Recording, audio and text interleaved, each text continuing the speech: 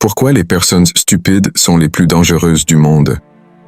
Avez-vous déjà rencontré quelqu'un qui défend obstinément un leader politique ou une personnalité publique, indépendamment des déclarations controversées qu'il fait? Je suis sûr que nous avons tous vu ces adeptes passionnés qui louent avec ferveur leur idole choisie, malgré des défauts évidents de logique et de jugement. Permettez-moi de vous demander, avez-vous déjà été perplexe quant à la raison pour laquelle un ami apparemment intelligent suit aveuglément un commentateur qui argumente régulièrement contre l'intérêt commun? Ou pourquoi quelqu'un justifie les politiques insensibles d'un homme d'affaires riche en pointant son succès financier comme preuve d'une profonde sagesse? Si vous avez déjà eu des expériences frustrantes avec des adeptes apparemment intelligents, mais têtus, de leaders ou de politiques irrationnelles, vous vous identifierez probablement aux célèbres écrits de Carlo Cipolla sur le comportement humain. Cipolla était un historien économique et professeur qui a étudié intensément et classifié divers types de pensées stupides. Enseignant à l'Université de Californie à Berkeley dans les années 1970, Cipolla était fasciné par les modèles de stupidité et les décisions peu intelligentes tout au long de l'histoire des sociétés.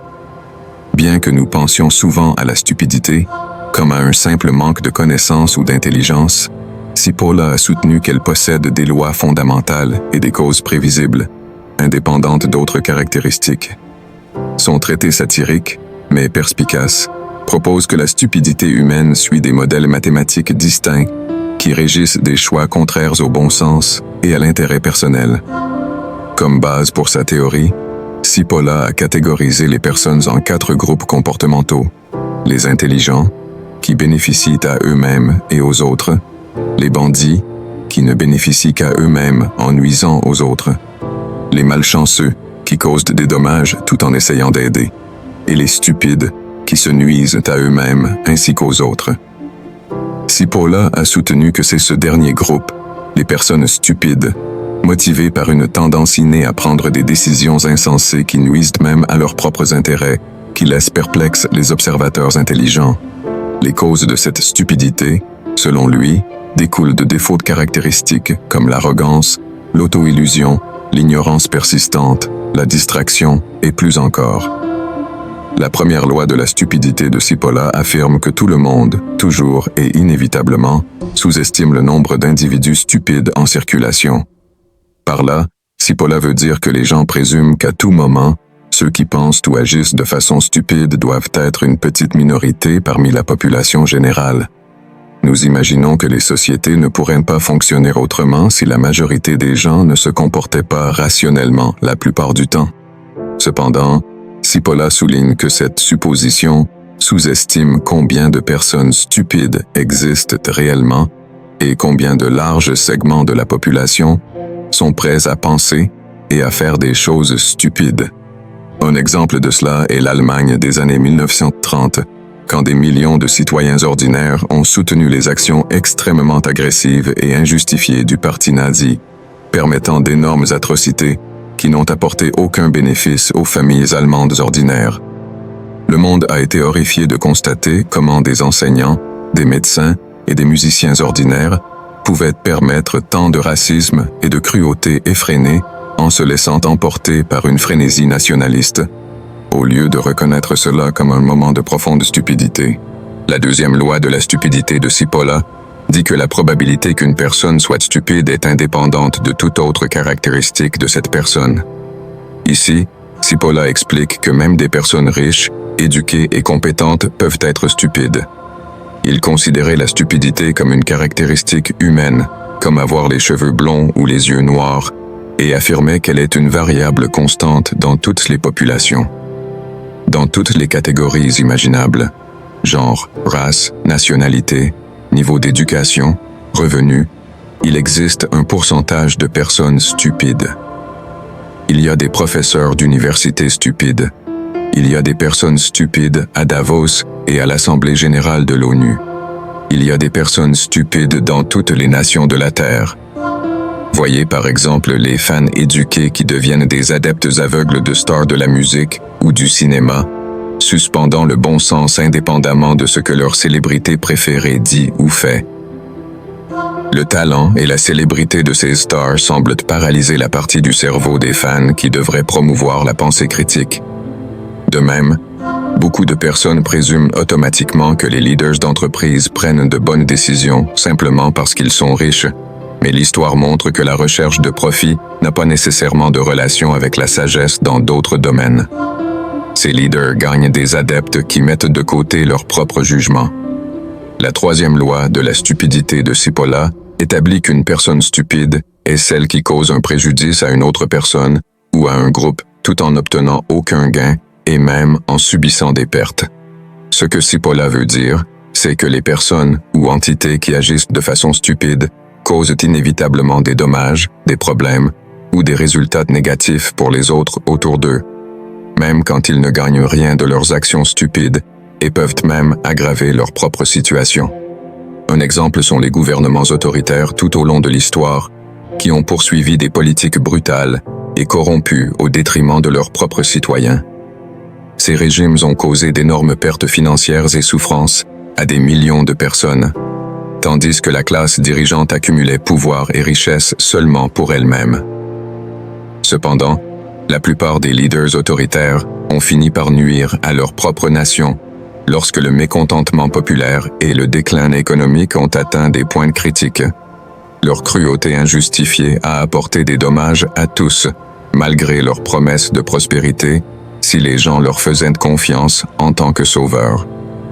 La quatrième loi de la stupidité de Cipolla dit que les personnes non stupides sous-estiment toujours le pouvoir destructeur des individus stupides. En particulier, elles oublient constamment qu'en tout temps, lieu et sous n'importe quelle circonstance, traiter ou s'associer avec des personnes stupides se révèle toujours être une erreur coûteuse. Ici, Cipolla souligne comment les personnes sensées minimisent ou ignorent de l'influence et l'impact que les stupides peuvent avoir en prenant des décisions terribles, que d'autres permettent ou suivent ensuite. Nous espérons que les sociétés se corrigent contre les croyances irrationnelles qui gagnent en force, mais, comme d'innombrables cas historiques le montrent, il suffit de quelques personnes au pouvoir faisant ou permettant des choses stupides pour que des dommages de grande portée soient déclenchés, coûtant des vies, détruisant des richesses et faisant s'effondrer des systèmes. Et les personnes non stupides perpétuent le problème en donnant le bénéfice du doute à la stupidité, au lieu d'affronter les risques qu'elle représente quand elle n'est pas contenue. Des dictateurs ont déjà déclenché des guerres et des violences généralisées en exploitant les tendances stupides de la nature humaine, que les personnes rationnelles pensaient qui seraient réprimées par d'autres. La cinquième loi de la stupidité de Cipolla affirme qu'une personne stupide est plus dangereuse qu'un bandit. Dans cette loi, Cipolla argumente que les individus qui agissent de façon stupide représentent des risques bien plus grands que ceux qu'il a classifiés comme bandits, c'est-à-dire des personnes qui agissent par intérêt personnel aux dépens des autres, tandis que les bandits cherchent à maximiser leurs propres bénéfices indépendamment des dommages. Ils ne cherchent généralement pas à infliger des préjudices en soi s'il n'y a pas de gain personnel. D'autre part, les individus stupides peuvent générer des dommages et une destruction complètement insensée par le biais de leurs choix et croyances idiots, même sans en bénéficier et sans considérer les dommages collatéraux. Des mouvements sociaux destructeurs surgissent souvent et gagnent en force parce qu'un nombre suffisant de personnes stupides adhèrent à des idéologies irrationnelles qui blâment ou déshumanisent des groupes vulnérables. Au sein de ces mouvements, les bandits exploitent certainement la stupidité d'autrui pour leur propre profit quand ils en ont l'occasion. Cependant, il faut un nombre bien plus grand d'adeptes véritablement stupides pour permettre des dommages et des souffrances à des échelles vastes au fil du temps. Comme le conclut Cipolla, parce que les personnes stupides causent des dommages graves qui sont complètement injustifiés et n'aident personne, tout en sapant leurs propres intérêts, elles représentent des risques exponentiellement plus grands que ceux qui agissent uniquement par égoïsme. Même les bandits dépendent de la modération de leur avidité pour éviter la ruine totale. Mais la stupidité n'a pas cette autorégulation. Cela rend la stupidité incontrôlée la menace la plus dangereuse pour la société. En résumé, Carlo Cipolla a cherché à expliquer pourquoi des actes de stupidité qui nuisent aux autres continuent de se produire tout au long de l'histoire. Ces 5 lois nous rappellent que la pensée stupide est plus commune que les personnes intelligentes voudraient l'admettre. Quand des vagues de croyances idiotes s'emparent des sociétés, les dommages se répandent souvent avant que les rationnels ne se rendent compte de ce qui se passe. Nous voyons cela à maintes reprises quand des foules suivent aveuglément des leaders sans sagesse ni compassion. L'Allemagne nazie se distingue comme un cas horrible parmi tant d'autres. Néanmoins, Cipolla soutient que, comme les personnes qui pensent raisonnablement surpassent toujours en nombre celles qui agissent de façon stupide, nous pouvons limiter les dommages si nous restons vigilants. Rester attentif à la tendance de l'humanité aux actes insensés avant qu'ils ne deviennent incontrôlables est essentiel. Quand des personnes sensées parlent avec raison dès le début, les croyances stupides gagnent moins de traction auprès du public au fil du temps. Ainsi, bien que les lois de Cipolla soient sombres quant au niveau de stupidité présent dans toutes les populations, il dit que les personnes rationnelles ont une force numérique pour réduire leur influence nocive dans la société. Il suffit de ne jamais sous-estimer ou ignorer leur abondance et leur attrait. De cette façon, accepter la persistance de la pensée stupide rend sa contention plus possible. Et c'est la leçon optimiste dans l'avertissement de Cipolla.